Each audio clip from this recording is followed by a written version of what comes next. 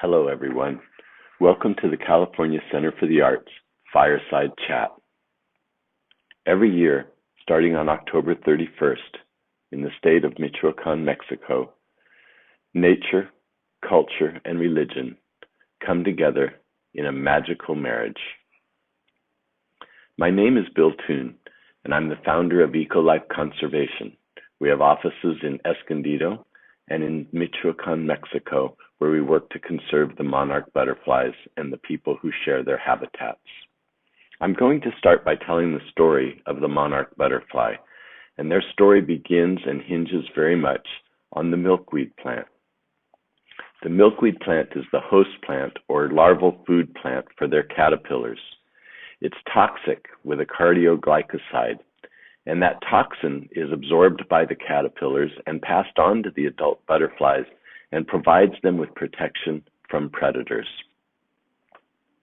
Milkweed is found in several varieties all across the United States, southern Canada, and into the northern part of Mexico. The monarch butterfly searches out milkweed, sometimes from several miles away, and there she will find the milkweed plant and oviposit or lay her eggs on the plant. The tiny egg, about the size of a pinhead, will take several days to develop an embryo that will finally eat its way out of the egg. A caterpillar is nothing more than a mouth and a gut, and they eat from the get-go. So unlike a bird that hatches out of an egg and leaves the shell behind, a caterpillar eats its way through the eggshell, and once he finishes emerging, he will turn around and eat the rest of the eggshell. For the next several weeks, the sole mission of this little guy will be to eat and to grow. And grow they do. He will multiply his weight by several thousand-fold before it reaches what we call the fifth instar. So there's 5 stages of development in the larva, each one of them shedding their skin as they go to the next instar. The 5th and final instar, when the larva is its largest, the larva stops eating and enters what we call the wandering phase. That wandering phase allows the caterpillar to move away from the milkweed plant and find a safe place to form a chrysalis. The process of forming a chrysalis is magical. The butterfly hangs in a selected spot and over a period of several hours sheds the skin of a caterpillar and turns into the gem-like chrysalis that will hang quietly, allowing the butterfly to develop within. The word chrysalis comes from the Greek and means valuable ore, and on most chrysalis of many butterfly species there are spots of gold or silver that hint to their name. After weeks of development, a magical process takes place that, thanks to Lynn Splain in our office, I would like to share with you in a very intimate way.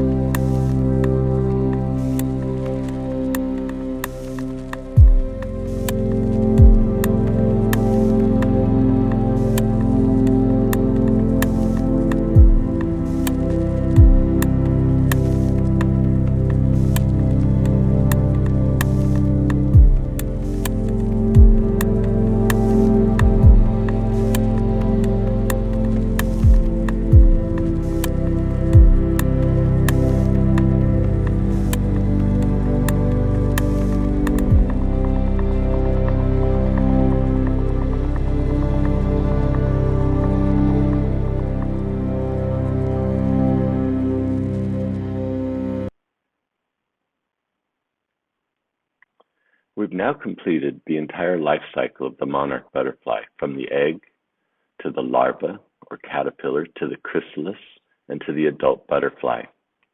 And as if this project wasn't magical enough, it gets even more fascinating. This entire life cycle takes on average, depending on temperatures, of about 8 to 12 weeks. And this means that the monarch butterfly can have 3 or 4 generations every year to complete this full annual life cycle. And here's where it gets really magical. The fall generation, the last generation of the year, is called the Methuselah generation. The Methuselah generation lives up to 3 or 4 times longer than any generation, and it makes a magnificent migration from the United States to Mexico. Now, here in California, the monarch butterflies migrate east and west. They come from the Rocky Mountains out to our coast in the winter and then disperse back inland in the spring. East of the Rockies, however, and the butterflies we're going to talk about today, the migration is different. It's north to south. Butterflies from as far north as Canada, distributed all through the United States, everything east of the Rockies, migrate to the state of Michoacan, Mexico. For the butterflies that are starting out in Canada, this is about a 3,000-mile migration. They go through lots of roadblocks on the way, large agricultural fields, pesticides, habitat destruction, and human development, all of which takes its toll on the migrating monarchs.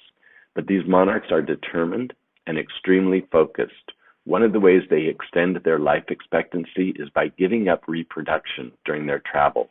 They're not spending energy on making eggs or chasing females, but instead just steadfastly focused on flying south to Michoacan. As if by an amazing biological time clock, they arrive in Michoacan at the end of October, the early beginning of November. Now, we knew very little about this migration. It's very hard to track a butterfly over thousands and thousands of miles, as you might well imagine. It was the lifetime work of a Canadian biologist, Dr. Fred Urquhart, who devoted his life to tracking the monarch butterfly and determining where they spent their winter. It wasn't until 1976 that Fred was ready to share with the world the discovery of the monarch butterflies in the mountains of Mexico. Now, the way he found these sites is a remarkable story. He connected with a man in Mexico who was getting married to a Purepecha woman. The Purepecha are an indigenous people of Michoacan. They occupied most of Michoacan, and at some point valleys of Guanajuato and Jalisco. But now the Purepecha live mostly in the highlands of central Michoacan. This woman told her boyfriend about this magical event when all the lost souls returned to her village in the forms of butterflies. And it was that story that led this family to contact Fred Urquhart and ultimately led Fred to find the butterflies in Mexico. Now, 30 years ago, nearly 1 billion butterflies, at the time that this photograph was taken, probably 1 billion butterflies would spend their winter in Mexico. Over the last 30 years, there's been nearly an 80 or 90% decline in the numbers of butterflies. And today you'll find them only in the hundreds of millions, and yet it remains a spectacular sight. Now, why this story was important to her is because of this. Day of the Dead celebrations in Mexico. This is a holiday celebrated throughout Mexico, but nowhere like it is celebrated in the state of Michoacan. This holiday dates back more than 3,000 years to the pre-Columbian cultures. In Mexico, there's no fear of passing and of death. In fact, it's part of the life cycle and something to be celebrated. This multi-day holiday involves family and friends gathering to pray for and to remember friends and family members who have died and helping to support them in their spiritual journey. Death is a natural part of the human cycle. They will go and decorate the grave sites of their lost loved ones, often with things that remind them of the loved ones, their passions for bicycling or playing the guitar or building, and all of these things will be reflected. And today now, with the coming of Catholicism in Mexico, with the arrival of the Spaniards, traditional faiths of Catholicism and the rituals of pre-Columbian locals have all come together in a magnificent celebration that, quite frankly, takes place like nowhere else in the community of Tsinsunsun, just outside of Pátzcuaro. Now, Tsinsunsun is an indigenous word that means hummingbird, and in the ancient faiths, they believed that the spirits came back as hummingbirds, as the Tsinsunsun. But for the Purepecha people, with the migration of the monarch butterfly and with the monarchs showing up on Day of the Dead, they believe that the spirits come back as the monarch butterfly. Now, along with this amazing cultural phenomena of Day of the Dead, more recently, starting in the late 1800s and now really taking hold in the early 1900s, came the Catrinas, the Calaveras, these beautiful dolls that were done by local artisans that represented people beautifully dressed, oftentimes in amazing gowns, but always skeletal underneath, men in tuxedos, pregnant women in gowns, but always very skeletal. This was due to the huge financial difference, the cultural differences in Mexico, the very rich and the very poor. And of course, the Purepecha people were and are among the poorest people in Mexico. And so it's not surprising that within those regions, the beautiful art currently, I think the maestro currently must be a man by the name of Juan Torres. It's beautiful artwork with the Catrinas. But basically the message here in these Catrinas is that you can dress as beautifully as you'd like, you can be as rich and wonderful as you'd like, but when you die, we are all the same, each and every one of us. And so it is that the monarchs arrive in Mexico right around the Day of the Dead. On October 31st is All Hallows Eve. The children make an altar to invite the spirits of dead children to come back for a visit. On November 1 is All Saints' Day, and the adult spirits will come. And November 2nd is All Souls' Day, when they will go to the cemetery to decorate the graves and tombs of their relatives. And there are huge celebrations during this time, and all that time with the butterflies flying through the streets of their communities. The Purepecha have a long and very proud culture, and they have adopted little of other people's ways of life, and the butterfly has become symbolic and important in their communities, leading to huge celebrations of great joy. People parade in the streets celebrating the return of the monarch, the return of their lost souls and friends and family. And these lost souls come back, as I said, in enormous numbers. They come to the Oyamel fir forests high in the mountains at elevations of 9, 10, and 11,000 feet. There the butterflies slowly begin to collect during the month of November and find their way to these very specific trees, which ultimately they will blanket with thousands and thousands upon thousands of butterflies. This is a lovely reciprocal relationship between the Oyamel firs and the monarch butterfly. These magnificent trees have stood all summer in the heat and absorbed the warmth. The butterflies arrive at the beginning of winter and cover them with a comforting blanket. And throughout the winter, the trees and the butterflies will share this warmth and help them to survive. These butterflies are attracted to the forest because it forms a secure blanket, protecting them from extremes of weather during the winter months so that they can prepare for the spring, when they will again take to the air in enormous numbers in search of water, food, and finally love, to send the next generation of monarchs back to the United States. Unfortunately, the story of the monarch butterfly and that of the Purepecha people is not simple. As closely as intertwined as they are, problems for one lead to problems for the other. These ancient Oyamel fir forests have been used over the years for many things, from building and crating and fuel for cooking and keeping warm during the cold winters in the mountains. This constant use over the years by an ever-growing population of people has degraded the forest. And as the forest is degraded, it's like punching holes in your blankets. It no longer protects the area around the forest from the extremes of weather. On one night back in 2000, nearly two-thirds of the North American population of monarch butterflies were killed when a storm swept through the mountains of Michoacan. In order to protect this amazing migration of the monarch butterfly, the livelihood of the Purépecha people, and the spirits of their loved ones, something needs to be done to protect the forest and protect this overall magical culture. Now, some of the trees have been cut over the years illegally for sawmills and for construction. Mexico has the toughest environmental laws in the world, but a lot of problems in enforcing them. The sites have been declared a UNESCO World Heritage Site. Funding comes from the international community to help protect these forests.